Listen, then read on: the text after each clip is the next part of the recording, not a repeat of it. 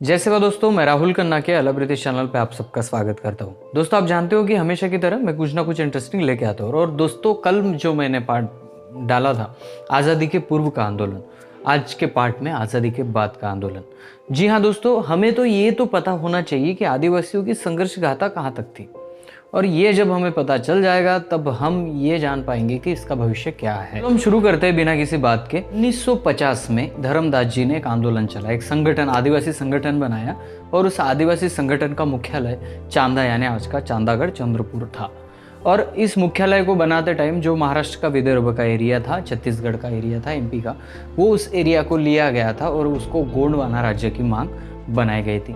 हालांकि वो राजनैतिक संगठन नहीं था, सामाजिक संगठन था, लेकिन वो गांव-गांव में या ग्रामीण क्षेत्रों में एक्टिव था। धर्मदास जी के बाद लाल शामशाह ने इस संगठन को राजनैतिक संगठन बनाकर अपना काम जारी रखा। 1950 और 60 के दरमियान दंडकारण्य विकास प्राधिकरण ने जोर लगा दिया, और दंडकारण्य विकास प्राधिकरण यह आदिवासियों की संपत्ति नष्ट कर रहा है, यह आदिवासियों का दावा था, वो सही था, क्योंकि उस प्राधिकरण में अनेक जंगल को सपाट किया गया और आदिवासियों के वन संपत्ति को धक्का पहुंचाया गया। इसलिए पृथक गोंडवाना राज्य की मांग आग लेने लगी और यह बढ़ चढ़ के सामने आने लगी। राजनीतिक संगठनों द्वारा, राजनीतिक लोगों द्वारा गोंडवाना के लिए महत्व दिया जाने लगा।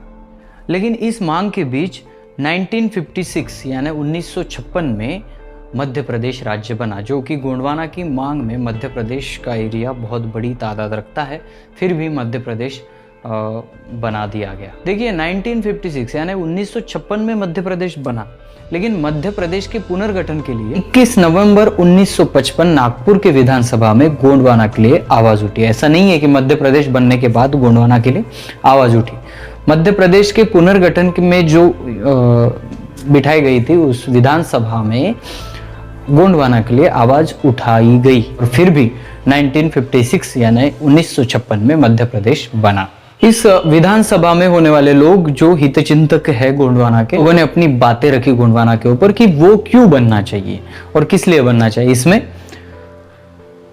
माननीय बृजलाल जी वर्मा, लाल शामशाह, विश्वनाथ यादवराव तामसकार, ठाकुर रामकृष्ण सिंह और पंडित रविशंकर शुक्ल, यह लोग यहाँ पे मौजूद थे और इन्होंने यहाँ पे बयान दिया कि गोंडवाना पृथक राज्य की मांग सही है और वो होना चाहिए। दोस्तों, आपने कंगला मांझी तो नाम सुना होगा, बिल्कुल, और ये नाम इसलिए सुना होगा क्योंकि संघर्ष गाथा इनसे भी जुड़ी है। जी हाँ दोस्तों, 1962 और 63 में ये आंदोलन इतनी चरम सीमा पर था कि इस आंदोलन को अगर डायरेक्शन मिल जाता तो वहाँ पे गोंडवाना राज्य बन ही जाता, क्योंकि इस कंगला मांझी के आंदोलन के पहली मांग थी पृथक गोंडवाना राज्य बनाया जाए, और दूसरी मांग थी कि यहाँ के आदिवासियों को रोजगार मिले और वो खुद के पैरों पर खड़े हो। लेकिन यही एक मौका है। कंगला मांझी यानी उनका नाम हीरा सिंह था। जी हाँ दोस्तों, उन्होंने कंगला मांझी में तब्दील किया और इस आंदोलन को बहुत बड़े पैमाने पर लाया। यहाँ तक कि यहाँ पे वो रैली में खड़े हो जाते थे तो 1 लाख लोग जुट जाते थे। गोंडवाना पृथक राज्य की मांग इतनी भारी थी, और 1962 और 63 इसके दौरान इस मांग वो चरम सीमा पर इसके लिए थी क्योंकि गवर्नमेंट ने षड्यंत्र चलाकर कंगला मांझी को गिरफ्तार किया और ऐसे बहाने बनाए जो बहाने बिल्कुल ही यहाँ पे तुच्छ माने जाते हैं। कंगला मांझी के बाद डेबर कमीशन में 1960 में गोंडवाना राज्य की मांग फिर से रखी गई। राजा नरेश सिंह और नारायण सिंह उइके, जिन्होंने गोंडवाना राज्य की मांग और जोरों से की, और नारायण सिंह उइके की मांग है कि गोंडवाना बनाया जाए, लेकिन फिर भी चांदागढ़ और देवगढ़ मिला के जो विदर्भ होता है, जो गोंडवाना का एक अहम हिस्सा है, उसको भी गोंडवाना में लाया जाए, यह नारायण सिंह उइके की मांग थी। उसके बाद आपको पता है कि 1993 में 1993 में गोंडवाना गणतंत्र पार्टी का गठन किया गया, और उसके नेतृत्व में दादा हीरा सिंह मरकाम ने यहाँ पे गोंडवाना का आंदोलन चलाया, और ये आंदोलन गोंडवाना गणतंत्र पार्टी के तहत चल रहा है। दोस्तों, यह संघर्ष की गाथा जब हम सुनते हैं तब फिलहाल 1950 में हमने देखा, 1950 में कि आदिवासी का एक बना, उसके बाद गोंडवाना की मांग चली। इस गोंडवाना के संघर्ष में आपको अगर ऐसा लगता होगा कि बहुत सारे गोंडों ने यहाँ पे आहुति दी है, वो तो सही है, लेकिन बहुत सारे गोंड नहीं थे उन आदिवासियों ने भी यहाँ पे आहुति दी है। इसका मतलब ये है कि कंगला मांझी के काम से जो आंदोलन चला, वहां पे गवर्नमेंट ने एक काम किया, एक तो फूट डालने का, लोगों में फूट डाल के मतभेद निर्माण किए, जैसे कि प्रधान गोंड से बैगा गोंड भी गोंड लोगों से दूर रहते हैं। ये जो भेदभाव है, ये भेदभाव उस टाइम में डाले गए क्योंकि पृथक गोंडवाना राज्य की मांग को बड़ा ना किया जाए। जैसे कि पहला एक था कि आदिवासी गोंडवाना राज्य की मांग इसलिए महत्वपूर्ण है कि आदिवासियों को एक अपना एक राज्य मिले जहां पे वो सभी अपनी संस्कृति को सुरक्षित रख सके। लेकिन हीरालाल शुक्ल ने जब ये इसका आर्टिकल लिखा तब बहुत ही रिसर्च करके लिखा और उसके बाद उन्होंने ये भी बताया कि यह गोंडवाना 400 सालों से इस राज्य की तो मांग चल रही है, इस प्रदेश की मांग चल रही है, संघर्ष गाथा है, बहुत सारे लोग मरे हैं, बहुत सारे लोग शहीद हुए हैं, फिर भी यह गोंडवाना अपनी अंतिम ध्येय तक नहीं पहुंच पाया। इसका एक बहुत बड़ा कारण है कि संघर्ष के साथ प्लानिंग जरूरी है। जी हाँ दोस्तों, संघर्ष तो हमने बहुत किया, संघर्ष बलिदान तो बहुत दिया है, लेकिन फिर भी अगर हम अपने ध्येय तक नहीं पहुंच सके तो इसकी एक कारण है कि हम प्लानिंग नहीं कर सके। जी हाँ दोस्तों, कंगला मांझी, नारायण सिंह उइके और बहुत सारे ने संघर्ष तो किया है, लेकिन अपने अपने तरीके से किया है। शायद अगर हो सकता कि यह संगठन या लोग एक जगह आते तो और कुछ मंजर अलग होता था।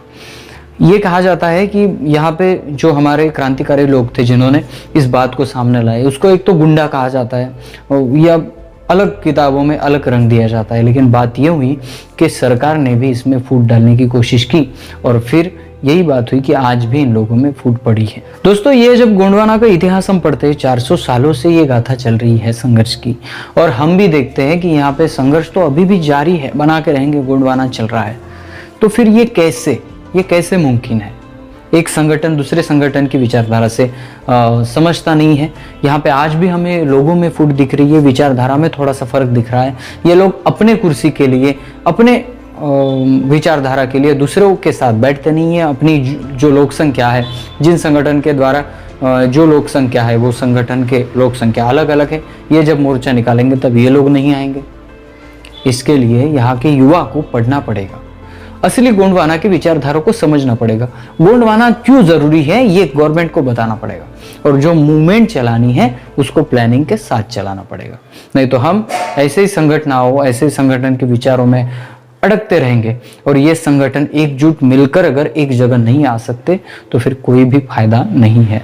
तो दोस्तों, आपको पहली बात तो इस इतिहास को बहुत क्लियरली पढ़ना है, इस विचारधारा को समझना है कि ये क्यों हुआ, 400 सालों से क्यों आ रहा है।